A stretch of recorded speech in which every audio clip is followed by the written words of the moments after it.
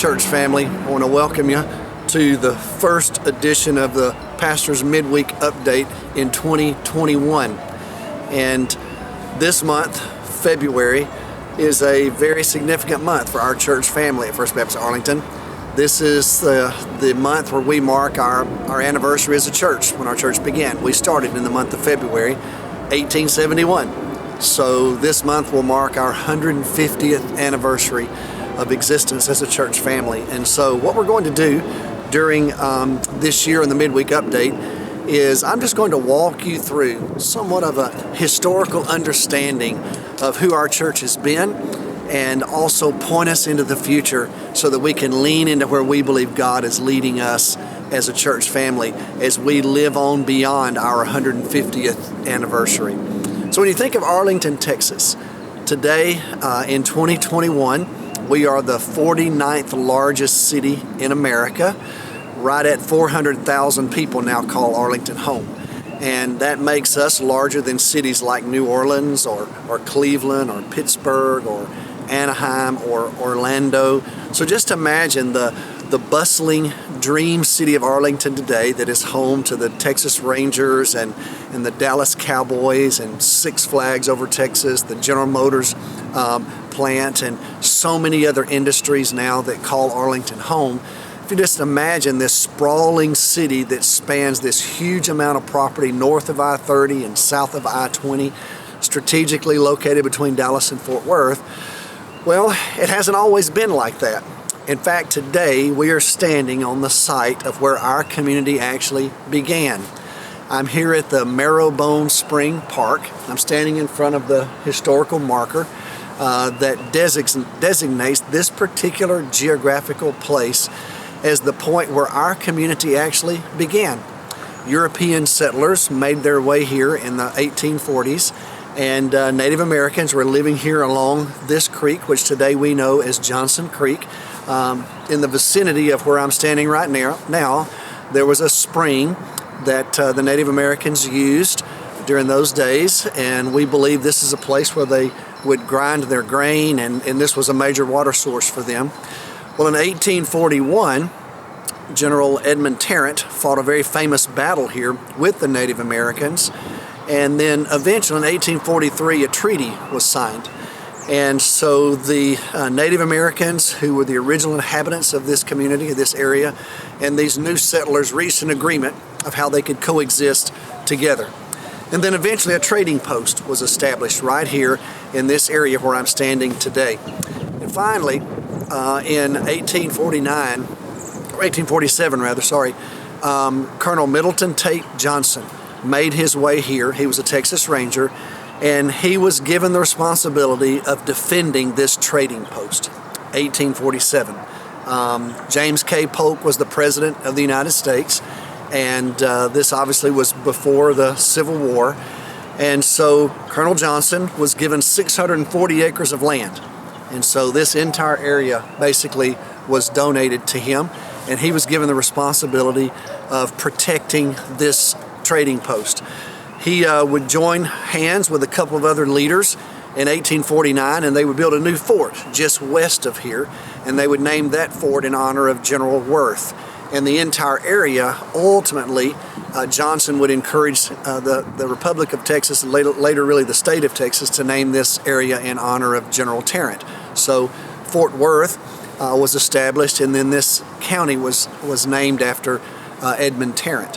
This very body of water that I'm standing in front of today will be named in memory of Colonel Johnson. It'll be known as Johnson Creek. He actually would build a plantation home just a little bit north of where we're standing. We're going to visit there next Wednesday because Colonel Johnson became a huge force in this community.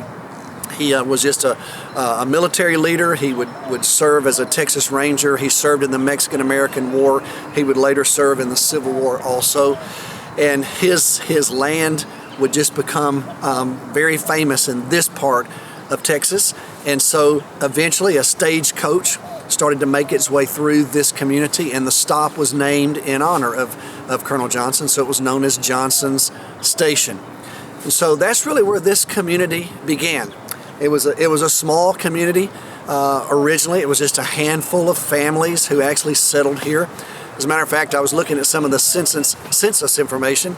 So if you think about Johnson was here starting this area, this defense of a trading post in 1847, when you get to about 1880, so many years after Johnson died, the census tells us there were 275 people in 1880 that actually comprised this community. So it was a very, very small group of folks who were just somehow etching out a life here on the frontier in the northern part of Texas.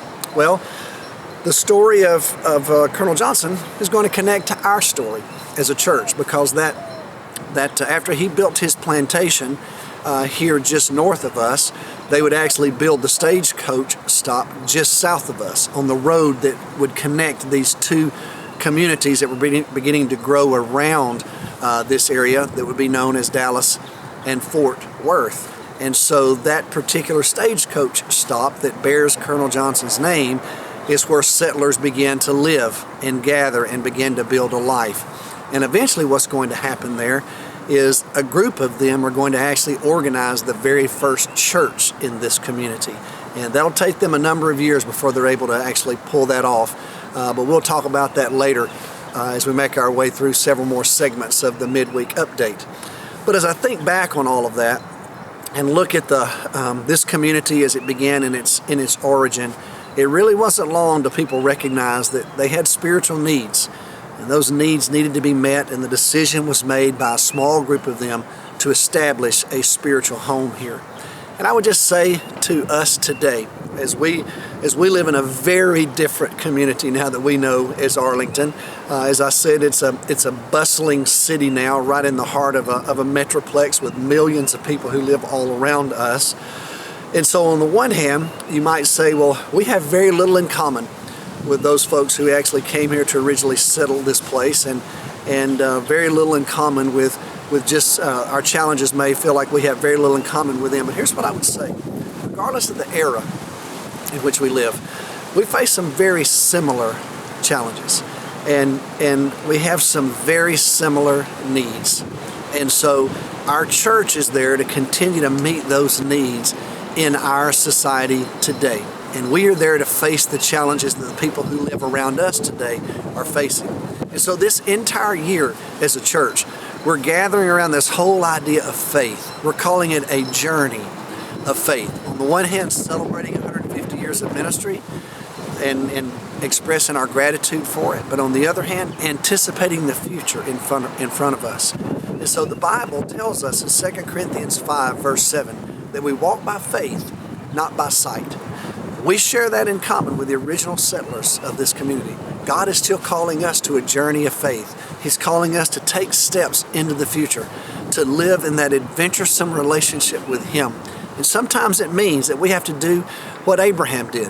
Sometimes we've got to go without really knowing where we're going, without really knowing what lies in the future. If we were to go back in time to have a conversation with people who were living here and gathering around this place in the 1840s and 1850s, I can promise you there was no way they could have imagined the future that was ahead of them. They didn't know the impending war that was in their future, the challenges of Reconstruction, and then the journey that would take them through the Industrial Revolution that would completely revolutionize this whole part of Texas. They had no idea all that was ahead of them, and yet they were still called, the Christians were still called to live by faith and to follow God's wisdom and His leadership into those eras. Well, we have no idea what's ahead of us. I'll be honest with you, I think this pandemic has reminded us of that. I well remember in March of 2020 having a meeting with some of our staff trying to decide what's going to happen here in the next little while. And we were saying things like this: well, you know, we can probably navigate through this for the next month or so, not meeting. We'll figure this out, and then we can kind of get back to normal. Well, we had no idea what was in front of us, and here we are all these months later, and the pandemic is still very real to us. We're still dealing with limitations and protocols that are associated with us trying to keep people safe and do what we believe is best. We didn't know what was ahead of us. Just like I can tell you confidently right now, in February of 2021, I don't know what's ahead of us in the year 2021. But here's what I do know. God continues to call us to live by faith. And so that's what we're going to talk about this coming year. We're going to celebrate the stories of faith. We're going to begin, like we've done today, with just connecting to our community and understanding how Arlington began.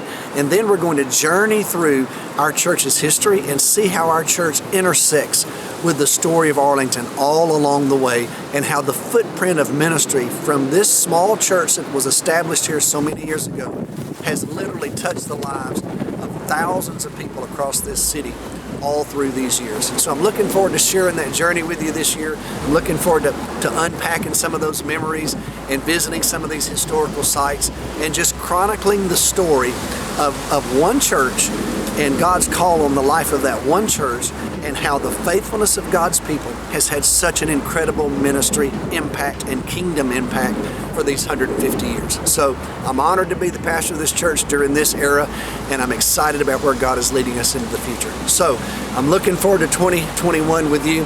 God bless you, and I hope to see you soon.